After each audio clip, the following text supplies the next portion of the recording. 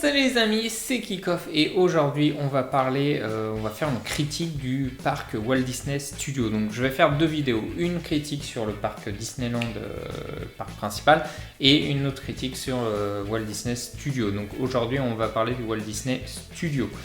Je vais beaucoup lire mon texte parce que du coup j'ai vachement travaillé mon argumentaire et tout. Donc je vais, voilà, si je ne regarde pas très bien c'est normal. Donc d'abord, pour ce parc-là, il faut remettre le contexte. Il faut remettre le contexte parce que c'est un peu particulier. Donc le parc Walt Disney Studios, il a ouvert le 16 mars 2002, alors que initialement c'était prévu pour 1996. Voilà, donc plutôt dans les débuts de Disneyland. Mais à cause des soucis financiers du premier parc qui a coûté extrêmement cher, beaucoup plus que prévu, et qu'ils n'ont pas tout de suite rentabilisé et tout, ils ont décidé de repousser ce second parc. Donc ce parc était prévu dans le contrat initial entre l'État et Disney, et en fait, à force de le repousser pour ces soucis financiers, à un moment, en fait, ils se sont retrouvés obligés de le faire parce que c'était dans le contrat et il y avait une certaine durée pour le faire. Et du coup, s'ils voulaient continuer à avoir un petit peu l'aide de l'État et que ce contrat reste opérationnel, ils étaient obligés de le construire. Voilà. Du coup, ce parc a été construit extrêmement rapidement, à la va-vite, et beaucoup plus petit que prévu, évidemment. Et ça se voit, parce que quand on voit la taille de l'autre parc et qu'on voit la taille de celui-là, surtout que quand on voit tout l'espace qu'il y a de disponible. Voilà. Donc on se retrouve du coup avec un parc qui a été bâclé, qui a été beaucoup trop rapide, avec des gros bâtiments tout carrés. Vous allez me dire oui, mais c'est des bâtiments qui représentent des studios de cinéma et tout, donc c'est dans le thème. Ouais, mais non, en fait.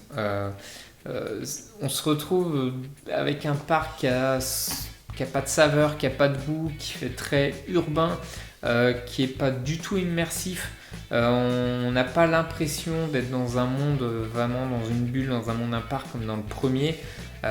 Et là, on reste très connecté à la vie, à l'urbanisme et tout. Donc c'est mal fait du coup. Et on se retrouve avec des landes qui sont pour moi pas des landes en fait, les gars. Non mais allô quoi. C'est pas du tout des landes.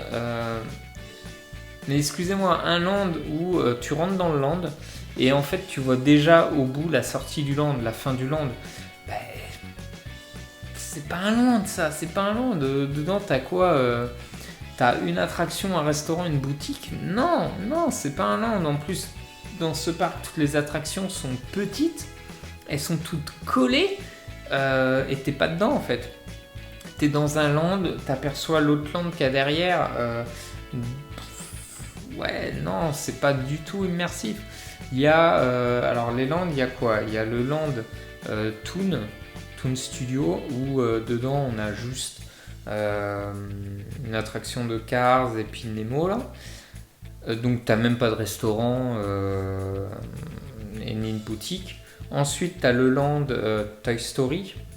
Là-dedans t'as 3 attractions. Ouais, 1, 2, 3. Qui sont toutes collées, toutes petites, qui t'as pas vraiment la place. Et du coup qui a un débit très réduit. Donc t'as pas de restaurant, t'as pas de boutique. Et après, tu as le long de Ratatouille, où là, tu as une attraction, une boutique, un restaurant. D'ailleurs, pour moi, c'est le land le plus réussi parce qu'il est vachement beau, c'est bien, on est bien dans Paris, même si je le trouve petit. Et puis, on voit pas trop les autres lands et tout. Pour moi, c'est le plus réussi, c'est le plus immersif et le plus sympa. Revenons au land Toy Story, les amis.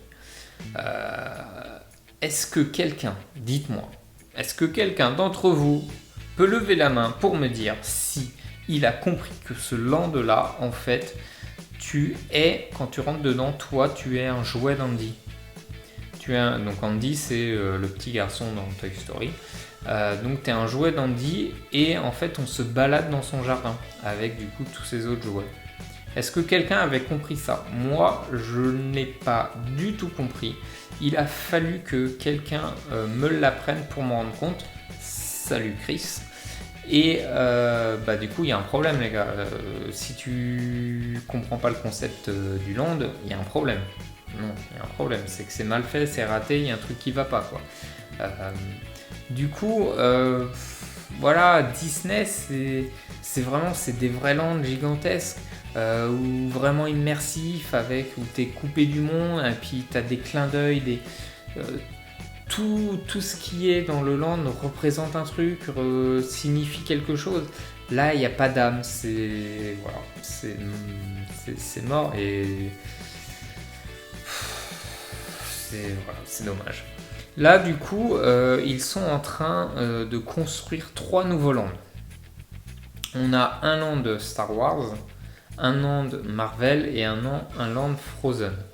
Le problème, c'est que le land Star Wars, on n'a plus de nouvelles. Ils ont commencé le land Marvel et Frozen, Reine des Neiges, c'est les premiers qui ont fait des travaux, sauf qu'après on a eu le coronavirus. Et du coup, ils n'ont pas encore commencé le land Star Wars et on n'a aucune nouvelle. Donc j'ai très peur pour le land Star Wars. À mon avis, je ne serais pas étonné qu'à cause du coronavirus et donc tout l'argent qu'ils ont perdu dû à la fermeture, j'ai peur qu'il ne soit pas réalisé. Sur le papier, ça semble cool. On se dit cool. 3 nouveaux lands, Marvel, Star Wars, une tuerie, Reine des Neiges avec les enfants, ça va marcher. Donc sur papier, ça a l'air cool et surtout que ces lands existent déjà dans d'autres parcs et qui sont plutôt sympas. Mais encore une fois, Paris, chaque land sera rikiki. On aura juste une attraction, un restaurant et une boutique. Le land Frozen. Il a l'air quand même, ça a l'air d'être le plus impressionnant et le plus grand parce qu'on va avoir une bête d'avenue qui va amener à un big lac et dans ce lac on va avoir une bête de montagne et le château et donc attraction boutique. Donc ça m'a l'air d'être le plus grand, mais je trouve une seule attraction, je trouve ça chelou, mais après je pense que les décors vont être assez sympas. Maintenant Star Wars il est censé être tout petit avec juste donc une attraction, une boutique et tout.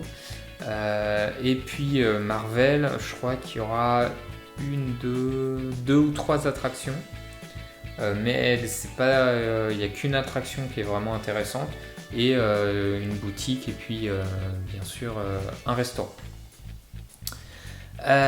Du coup j'ai peur, voilà, je suis très inquiet car j'ai envie moi de retrouver le Disney du début dont le plus important ce sont les détails, ce sont les valeurs, l'immersion, la beauté et non que l'argent, construire vite et moins cher. Voilà. Et en plus, voilà, j'ai peur parce que j'étais content parce que je me dis ce parc studio va enfin avoir une taille assez importante et pas mal de trucs. Mais si c'est bâclé, si c'est trop vite, ça va tout gâcher. Et puis alors que c'est le moment justement de ce Disney Studio, il est très détesté par les fans parce que y a rien, il est mal fait quoi. C'est pas un vrai parc de niveau Disney. Donc à part la Tour de la Terreur qui est mon attraction préférée, et c'est notamment, franchement s'il n'y avait pas la Tour de la Terreur, je pense que j'irais pas dans ce parc. Donc c'est dommage, même s'ils ont commencé à essayer de faire des animations, des spectacles pour le rendre un peu plus vivant, un peu plus intéressant, mais ça reste très très très pauvre. Donc voilà, le parc reste cool et sympa avec de nombreuses saisons et spectacles. Donc on a 2-3 attractions sympas comme la Tour de la Terreur, Crush, les futures attractions comme gros roller coaster. Mais à côté du parc principal, il a clairement pas le level quoi, mais pas du tout quoi, et c'est dommage. Il y avait un potentiel, il y avait un truc à faire, mais voilà, à cause de argent, vouloir trop vite bâcler les trucs, et ils ont un peu trop gâché, il est clairement pas au niveau de l'autre. Voilà, je reste quand même un petit peu attaché à ce parc, j'ai pas envie de le voir fermer ou disparaître ou autre, et voilà, j'aimerais vraiment qu'ils investissent pour vraiment lui redonner un second souffle, être vraiment ce qu'il aurait dû être et qui le travaillent, quoi. Ils peuvent toujours faire des améliorations, changer un petit peu ce qui a été fait. On verra les extensions, ce qu'elles vont donner. Ça avance, les travaux avancent assez bien, même s'il y a eu une grosse pause à cause de coronavirus. Mais je sens que ça va être quand même trop réduit, trop rapide, trop bâclé. Donc voilà, on verra. On va pas trop partir négatif quand même, faut leur donner leur chance, faut voir, ça se trouve ça va être intéressant. Mais les impressions qu'ils donnent, voilà, c'est mitigé. Donc n'hésitez pas, donc vous l'aurez compris, du coup c'est le parc principal que je préfère et vous verrez dans l'autre vidéo pourquoi exactement. Donc dites-moi votre avis sur ce parc, est-ce que vous avez un peu le même ressenti, même sentiment sur tout ça? Est-ce que vous pensez des nouveaux lands qui vont arriver? Je pense que je referai une vidéo critique quand il y aura ces nouveaux lands. Et n'hésitez pas à liker, commenter, partager ma vidéo, les petits pouces. Et moi je vous dis à la prochaine pour notre vidéo les amis. Bye bye.